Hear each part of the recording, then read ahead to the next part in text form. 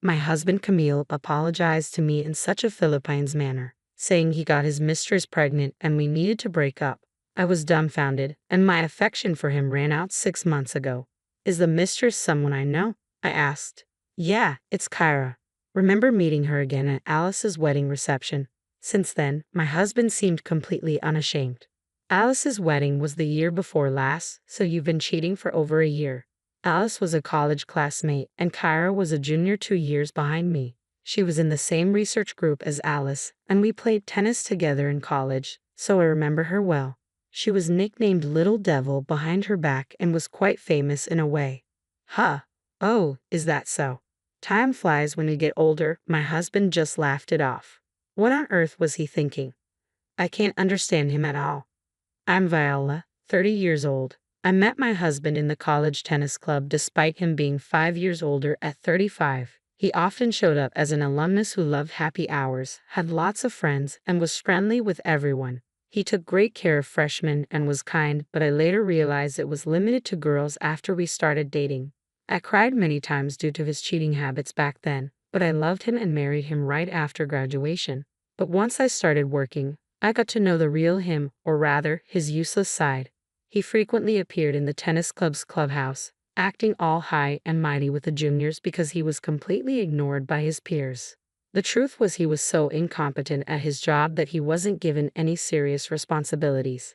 Even now, there's no prospect of a raise or promotion. He's just a pretentious good-for-nothing who can't do his job or household chores. I tried various things to change him after we got married, but his refusal to change made me give up.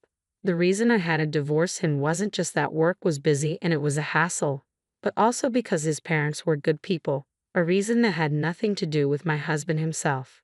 So look, we need to split up quickly because of the baby coming. You can have this apartment, and I'll leave. That's the end of it, okay? I was taken aback by his careless words and my husband's sly grin. What? No way. Let's part ways cleanly. This is not a good opportunity.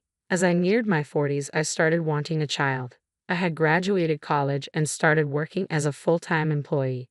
I found myself in a situation where I was earning more than my husband, and my company offered excellent parental and maternity leave benefits. I was ready to start a family, but despite our efforts, it just wasn't happening, and it broke my heart. The love I once felt for my husband had dwindled away, especially after discovering his affair and the news that he got the other woman pregnant. I was determined to cleanly and completely end the relationship. What infuriated me even more was his lack of remorse. Instead of apologizing, he simply voiced his needs and demands. It was evident that it was time to put an end to this unpleasant relationship that had dragged on for years. We would involve a lawyer, ask for compensation, and divide our property.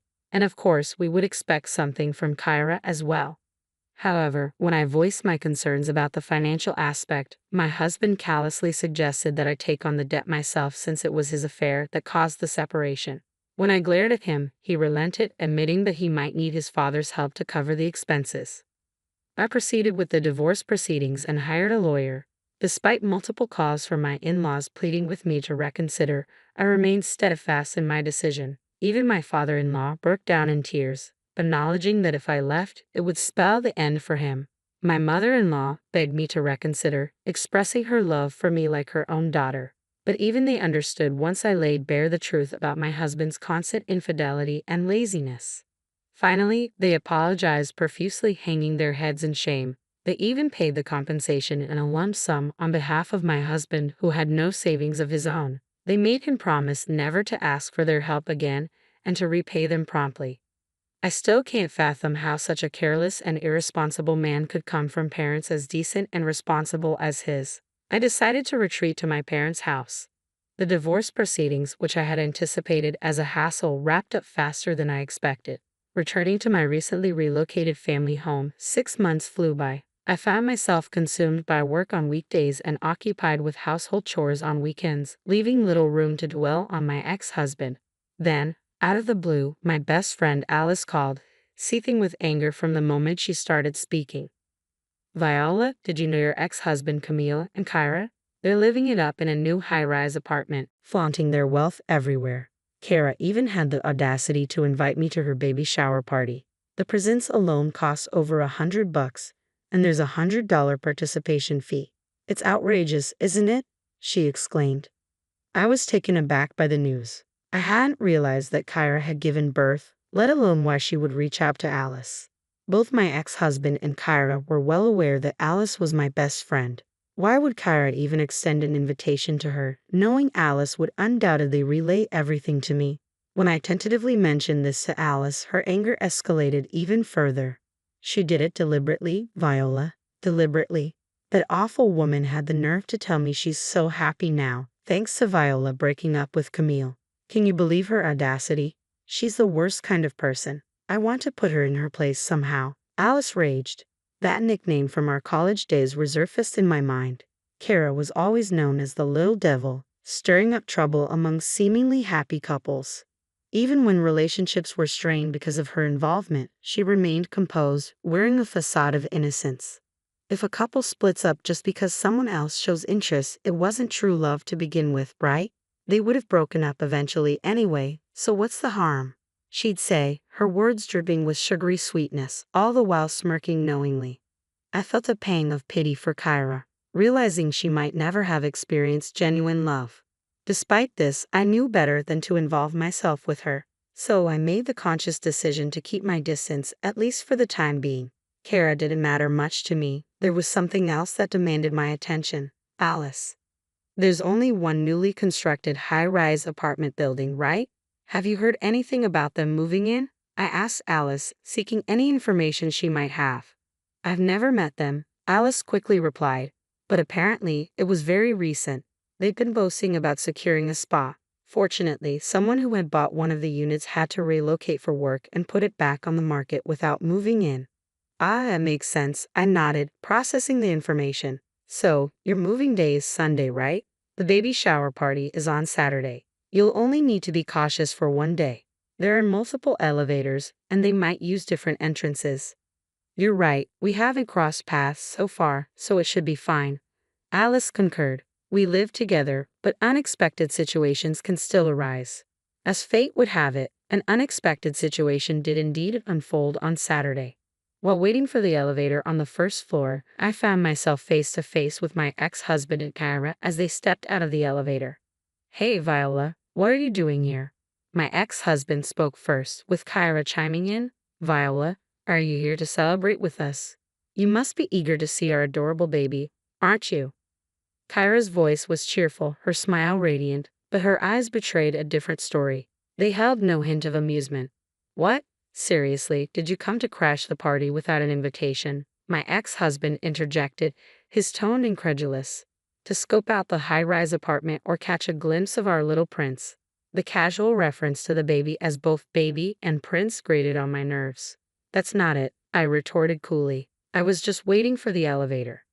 I responded, consciously switching to a polite tone midway through the conversation. Camille was now my ex, essentially a stranger, and I didn't want to create a scene. Ha, so you're planning to visit my house after all? Camille remarked with a hint of amusement. You're so silly, Viola. Stop being stubborn. Perhaps you're just envious of our luxurious high-rise apartment and our adorable little prince. Do you still harbor feelings for me? Are you feeling lonely and longing to see me again? Camille, that's not acceptable, I interjected firmly. Regardless of any lingering emotions you think I may have, you're now married to Kyra. It's inappropriate for me to barge into your home uninvited. And as for jealousy, Kyra, you're mistaken. But I appreciate your concern. Camille continued, dismissing my words. Sorry, Viola, but Kyra and our son are our top priorities now. You're not welcome here.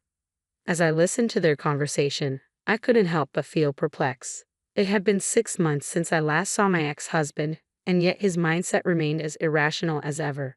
Kara's attitude was equally baffling. It dawned on me that my cheating ex-husband and his new partner were a perfect match in their own peculiar way. Reflecting on it, I regretted wasting my precious 20s on Camille. I'm utterly ashamed of my past with Camille, wishing to bury those memories deep in darkness. If only I had ended things sooner without making excuses, I wouldn't have to endure this nonsense from my ex-husband and his partner. My words seemed to strike a nerve with Camille, who retorted, What's that? You're really lacking charm. Learn from Kyra. Even her jealousy is endearing. She's just given birth, yet she still takes the effort to look stylish for me. Don't you find her admirable? Not at all embarrassed. I replied calmly. I was simply going to the grocery store. I was dressed in a plain white t-shirt and jeans, clean and presentable. That's the problem. I grew tired of your simplicity. Camille snapped. Enough already. We have nothing to do with each other. Just go home. Annoyed by his dismissive tone, I retorted, actually, this is my home. Seeing their disbelief, I had to explain. I've been living with my parents in this high-rise apartment for 6 months now. My father was approached by salespeople when talks of selling the land he owns arose. They suggested that living in a high-rise would be more convenient, especially as he's getting older. While it's not entirely our land, we received a substantial sum from selling it. During negotiations, we were able to move into one of the higher floors for much less than market value. Camille was taken aback. You're landowners with that much money. If I had known, I wouldn't have agreed to the divorce. Give me back the compensation money.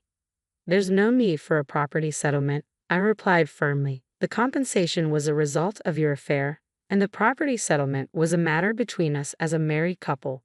As I spoke, I noticed Kyra mumbling to herself, her silence speaking volumes. I caught it. I can't believe Viola is living in a high-rise. I thought I had totally won, Kyra exclaimed, shooting me a glare. But Viola, you don't have a baby or a loving partner, do you? I haven't lost yet. Look, Kyra, I was never competing with you, I replied calmly. In fact, I'm thankful to you for giving me the opportunity to break up with Camille.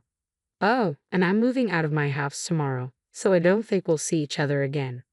What? Why? You just moved into a high-rise, they both exclaimed in surprise. I shrugged, explaining, maybe it's a matter of different values. It just wasn't a good fit for my family. I found living in a high-rise unsuitable for hanging laundry outside. There are no balconies on the higher floors for safety, and only some windows can be opened. It wasn't suitable for my mother and me, who preferred drying laundry and bedding in natural sunlight and wind without using a dryer. Plus, the intense sunlight made it too hot even with the air conditioning on. The building also shakes quite a bit during even a magnitude 3 earthquake. It's designed to sway to prevent collapse, and the higher floors shake more. It was terrifying. Most stressful of all was the daily elevator ride. It gets crowded during the morning commute, and it takes time since it stops on each floor. The advertised 3-minute walk from the station felt much longer in the elevator. We were too bothered by the drawbacks unique to high-rise living, so we decided to move to a regular house with a garden. After all, luckily, our apartment sold quickly at almost the same price we bought it for. As I finished explaining, both my ex-husband and Kyra grinned. So we'll never see each other again. So, a high-rise wasn't suitable for commoners like you. It's more suited for an elite celebrity family like mine, Kyra remarked sarcastically. I couldn't comprehend how he arrived at that conclusion, but one thing became abundantly clear. What I grew to despise and ultimately gave up on was that facet of you, pretentiousness without substance, and unwillingness to change or exert any effort. I reached my breaking point with you, but it's all right now. You're beyond repair, so goodbye, I repeated, echoing my ex-husband's own words back to him. Stepping into the just-arrived elevator, I glanced at Kyra, who was glaring at both my astonished ex-husband and me. Right before the doors closed, I added one final remark. By the way, are you sure the child is truly yours? My ex-husband looked utterly perplexed, prompting me to clarify. I mean exactly what I said, right, Kyra? You understand what I'm implying, don't you? As the doors closed, I didn't know what transpired next in reality. However, during our struggle to conceive, I underwent tests at the gynecologist, which revealed no issues on my end. I began to suspect the problem might lie with my husband, but he adamantly refused to get tested. Hence, I delivered the incendiary parting shot. Later, I heard from a mutual friend who attended Kyra's baby shower. Despite boasting about their high-rise lifestyle, my ex-husband and Kyra were residing on the 3rd floor. Additionally, despite their extravagant demands for gifts and participation fees, only cheap snacks from the grocery store were served. When a friend voiced a soft complaint, Kara reportedly exploded, demanding gratitude for the chance to see her baby up close and insisting on payment. This sparked a heated argument between my ex-husband and Kyra, leaving their gathering in disarray. Thanks in part to my earlier cryptic remark, it was revealed that my ex-husband and Kyra had moved into a high-rise but were struggling financially, attempting to swindle money from their friends through fabricated reasons. Their deceit caused outrage among their friends, who promptly left. Meanwhile, my family and I settled into a single-family home with a garden, where I recently welcomed an adorable kitten. Our former high-rise was embroiled in controversy due to significant defects and illegal construction methods, making it unsellable. Reflecting on our situation, we realized we were unexpectedly fortunate. Now, I find solace in my severed ties with my ex-husband and cherish the tranquility of my peaceful days. As I hang the laundry on a sunny afternoon, my kitten sometimes curls up on the clothes, its adorable sleeping face bringing me a sense of contentment. Today, like many others, was a good day.